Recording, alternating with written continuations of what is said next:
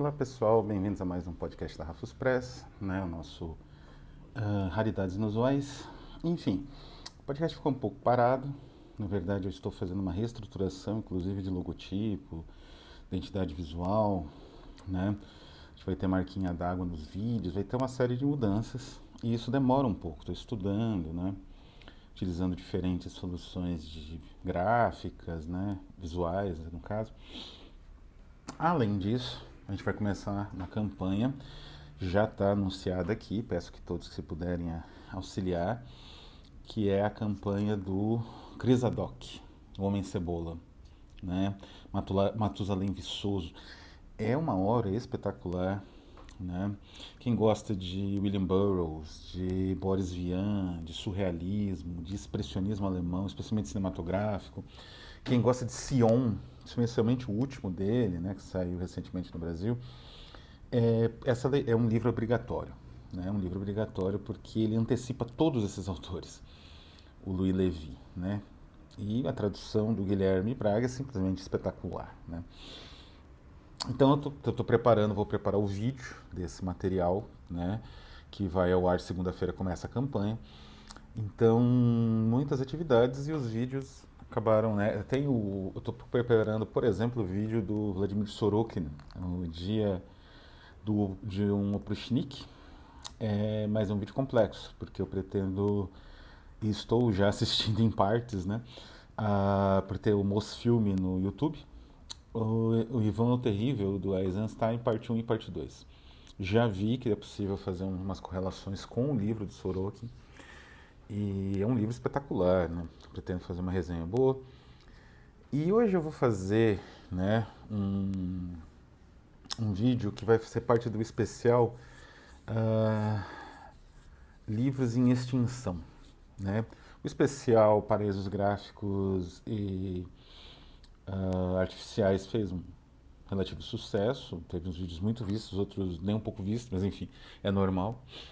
E eu resolvi então fazer com alguns livros, talvez uma história em quadrinhos e com certeza um filme. Eu vou fazer esse especial Livros em Extinção, que são livros que por um motivo ou por outro, briga de editores, problemas de direitos autorais, falência da editora, enfim, qualquer desses motivos o livro acabou ficando no limbo e ele não é mais reeditado, não tem condições de ser reeditado. Então ele se torna um livro em extinção. Né? Quem tem o exemplar tem, quem não tem vai ter que se virar para conseguir. E o primeiro da lista, o primeiro para iniciar esse especial, é um em que eu participei, que eu tive participação, e que é um livro do qual me orgulho muito, que é Booklore. Né? Booklore, Passion for Books, da Zagava, essa edição em capa dura, né? No final do vídeo eu vou contar o motivo do porquê a gente não vai ter mais Booklore. E esse livro ele teve duas edições. Essa em capa dura, vocês podem ver o tamanho, na minha palma da minha mão aqui, ó, duas palmas, é bem grande, acho que tem mais de 30 centímetros de altura. E tinha um formato também, assim, acho que o tamanho era igual, o miolo era idêntico, mas a capa era de falso couro, né? De couro artificial, né? Até esse papel que tem. Não é nem papel que tem, é uma espécie de couro artificial mesmo. Enfim, mais caro ainda, é difícil de encontrar. Essas soluções gráficas da Zagava que são únicas, né? Fazer capa de pedra, de madeira, isso, metal, isso só eles conseguem. É de 2016. Esse livro tem algumas histórias interessantes que eu vou contar antes da gente adentrar nele mesmo. Foi publicado então em 2016, né? O meu nome aparece, eu colaborei com um texto, meu nome aparece aqui, né? Acho que dá para ver. Em colaboração, né? Elsa Business Miguel e Jonas Plogger. Nós organizamos, né? Esse ED é o famoso org no Brasil.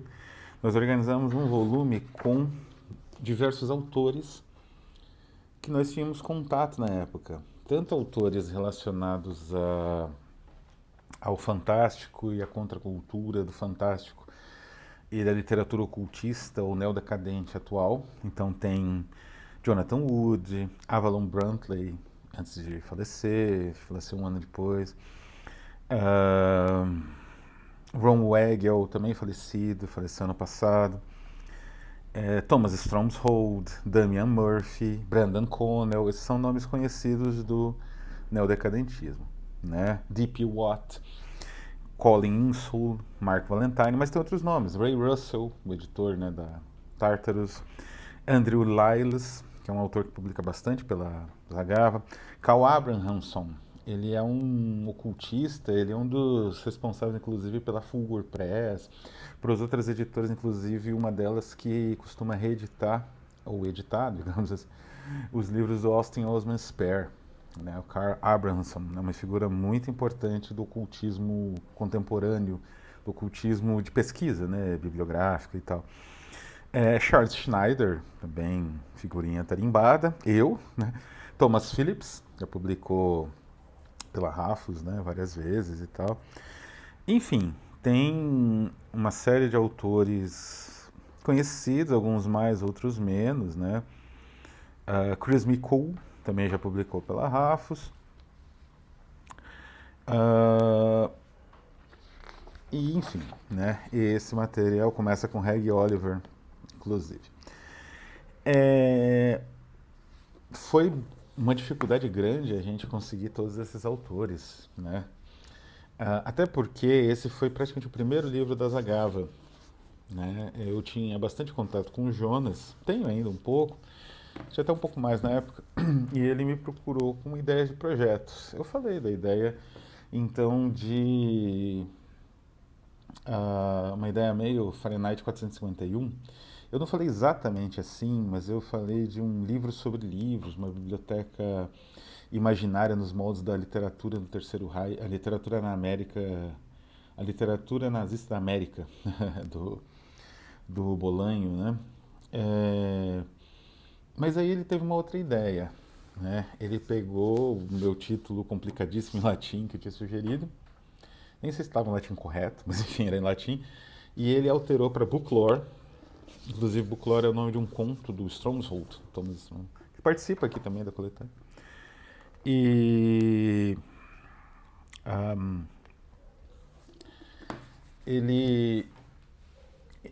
então optamos por Booklore, e a ideia era chamar um autor que falasse, cada autor desses todos que eu comentei aqui, ele falou de um livro.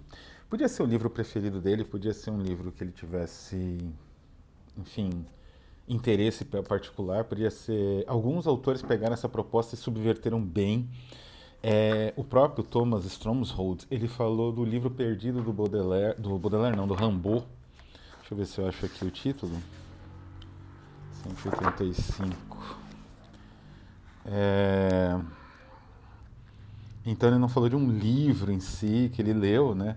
La Chasse Spirituelle, A Caça Espiritual, é um livro perdido. Então ele fala de um livro perdido, do que aconteceu, como é que foi isso, quais informações disponíveis sobre o livro, se ele existiu ou não realmente, se ele chegou a passar por algum estágio de produção. Então é genial, né? Porque, por exemplo, a Avalon Brantley também tem um texto excelente que chama Dead Man's House, que é uma casa com todos os livros talvez publicados de grandes autores, né? Então tem esse do Rimbaud, tem o livro perdido do Hemingway, né? Que ele perdeu num táxi, tem as edições perdidas enfim, é uma biblioteca de livros perdidos, né? Então alguns autores brincaram com isso. O meu ensaio é sobre a destruição dos livros.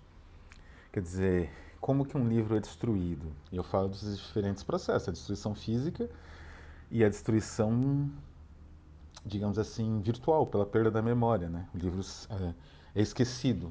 Então ele não é lido porque ele é esquecido, ele se perde no meandro de outras tantas coisas do mundo, né? Se ele não é lido, ele é uma coisa, ele é um peso de papel, é alguma coisa assim, para que você possa pôr em algum lugar para escorar alguma coisa, né? Então, outros falaram dos livros favoritos mesmo. O Mark Valentine, por exemplo, falou do livro favorito dele, que é um dos livros favoritos dele, né? que é o jogo das contas de vidro, né, do... Qual é o nome dele? Hermann Hesse, né? O... ah, eu não lembro qual que é do Brandon Connell, mas é muito engraçada a opção dele. Alguns optaram por... Ah, o Cosmic Odyssey, é o do Andrew Condos, né? Também era um autor ligado a esses grupos na época. Ele publicou o Cosmic Odyssey. O Cosmic Odyssey é um livro... é sobre o Astronautila, que eu já comentei aqui. Pretendo falar de novo, né? É muito óbvio você falar nesse livros em extinção nessa nova série, mas eu pretendo falar em breve, quando as alterações do canal vierem, vai vir alguns ensaios. Eu pretendo fazer um ensaio em vídeo de Astronautila, né? Então, ele fala da Astronautila, o Damian Murphy, se não me engano, ele fala do plano para uma revolução em Nova York, do Alan Rob Grillet. Enfim, o Brandon Connell fala do Avatansaka Sutra, de um sutra, né? É a cara do Brandon Connell isso. Enfim, é um livro muito peculiar, né, que traz tudo isso. Como eu falei, foi muito difícil juntar, mas uma coisa que eu pude contribuir bem é essa citação que vem no fim do texto. Essa ideia da citação apareceu primeiro na Zagava, que a Rafos de vez em quando usa, né? E foi uma ideia que eu mais ou menos tive e o Jonas que adaptou. Na verdade, essa ideia é do Jonas, porque ele que montou a parte de layout puro, né? Eu só dei a citação, não sabia exatamente onde ele ia colocar. Que é aquela citação do Kafka sobre os livros, né? Quer dizer, que você precisa... Nós precisamos de um livro que nos machuque, né? Que nos apunhale, né? Porque se o livro for comum, para que você... É um livro que nos atinge na cabeça, né? Porque por que a gente precisa de um livro para fazer a gente feliz, né? A gente pode ser feliz sem livros. Essa é a verdade, né? O livro é uma das poucas coisas que o livro dificilmente faz um ser humano é ele feliz. Porque para ele ser feliz ele não precisa de livros, né? É aquela ideia que tem também no Novidades de Lugar Nenhum, do William Morris, o grande, né? Quer dizer, a minha, provavelmente do Jonas, do Dan, da Monte Brox, a minha figura de editor, né? Mítica. E no romance utópico dele, no mundo utópico, praticamente não existe livros. Não existe necessidade de livros. E que ele fala que é a carta que ele mandou para o Oscar Pollock em 1905, que ele fala que esse livro tem que ter aquele efeito como se a gente estivesse isolado na floresta, é de arrepiar essa citação, né? Como a morte de alguém que amamos mais que nós mesmos, como um suicídio, né? Ele tem que ser o machado que quebra o lago gelado em nós. Então, a gente viu essa citação, eu achei a fonte, né, que é essa carta. Eu já conheci a citação e ela entrou para o livro nesse formato que a Rafa segue, né? Foi uma ideia genial do Jonas, inspirada pela citação que eu apresentei. Então, nós somos herdeiros da Zagava, de certa forma. Não sei se a Zagava fez isso de novo, não me parece. Tem outros livros da Zagava que não tem a citação aqui, né? As ilustrações de capa e internas, ele tem algumas ilustrações internas. Essa página de rosto aqui, a câmera não faz jus, que é uma câmera vagabunda de iPad, mas ela é um vinho escuro, é uma das tonalidades mais bonitas de papel que eu já vi na minha vida. Mas essas ilustrações de livros empilhados são lindíssimas, aliás.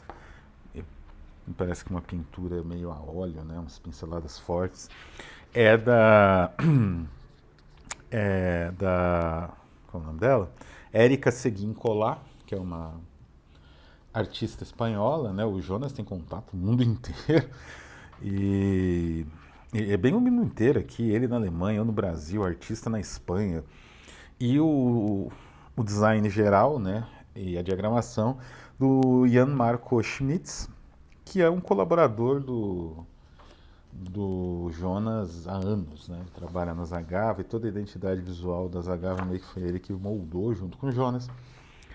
Então tem essas imagens lindíssimas da Érica, né? Então é um livro, como eu falei, ele está em extinção. Ele é muito difícil de achar. Não é? Cheguei a ter 3 volumes dele, vendi todos, inclusive o meu. Entrei em contato com o Jonas, que conseguiu me descolar um último volume dele de Hors d'œuvre, né? Que é esses volumes soltos. Então você olha aqui, aqui vinha o carimbo com a numeração, o meu não tem, não é? Então o meu é uma cópia privada. Ele conseguiu para mim esse papel maravilhoso da Zagava, é uma coisa de louco.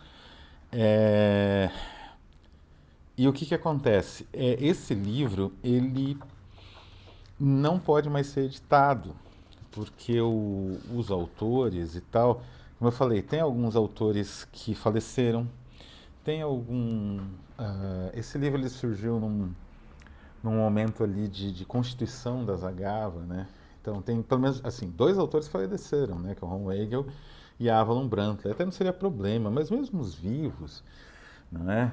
Depois teve uns quiprocós, né? Entre a Zagava e a Mount Abraxas. Eu trabalhei também para Mount Abraxas, publiquei meu primeiro livro de contos mais ou menos um ano depois, acho que uns meses depois desse sair. Minha primeira participação como contista, que é num que eu já mostrei aqui, que é um livro lindíssimo, né? Que é o The Gift of Cosmos, né? Ele tinha saído nem um ano antes, uns 8 meses antes, né? Então eu estava em contato tanto com a Monte Abraxas quanto com a Zagava, que são editoras radicalmente independentes e com um formato de private press que segue o William Morris diretamente, assim, né? Então são livros de tiragem pequena, com esse acabamento espetacular e, enfim, os direitos autorais os autores cedem, na verdade, para esses livros, né? E é dos autores, então é para uma tiragem só. Evidentemente, eu acho que nem todos os autores autorizaram uma nova tiragem, uma segunda tiragem. E depois de um tempo, o próprio Jonas, ele tentou fazer uma versão paperback. Mas ele me falou 2 problemas. O primeiro é que o paperback tem um valor baixo e um número de vendas mais baixo, porque, segundo ele, as pessoas interessadas nesse material preferem dar um jeito, correr atrás de sellers, de sebos online, de e-books, de eBay e comprar o livro diretamente com um dono que esteja vendendo ou negociar na base da troca, do escambo, né? E, por outro lado, tem essa dor de cabeça com os direitos. Então não compensava, então ele não lançou. Então, até segunda ordem, me parece que nunca teremos uma versão nova do Booklore e será um livro em extinção, né? Quando essas cópias de sellers se esgotarem, ele, né, vai ser as cópias que tem disponíveis por aí. E quando essas mesmo se esgotarem, vai ser um livro que você não vai conseguir mais achar, né? Então esse é o primeiro dos nossos livros em extinção. Espero que gostem dessa nova série. É um vídeo mais curto, mais enxuto. Como eu falei, então nós estamos num momento aí de transição.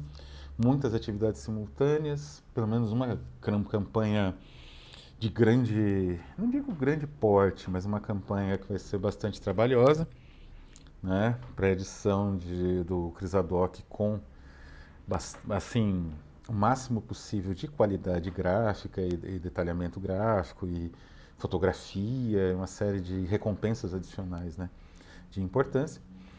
Então, os vídeos vão ser sobre esses temas mais simples, mas ao mesmo tempo acho que mais interessantes também. Então é isso, não é? Por outro lado, espero que alguém tenha sorte, né, de encontrar. Eu, por minha parte, pela Rafus, consegui publicar o Cosmic Odyssey, algumas partes, talvez eu publique o meu ensaio, né? Para que as pessoas conheçam esse material e, né, possam, enfim, mesmo que de uma maneira indireta, ter acesso de uma forma muito mais razoável, uma vez que o preço de venda desse livro nos sebos online passa das 100 libras. Então é isso. Vou ficando por aqui. Um abraço a todos e até a próxima.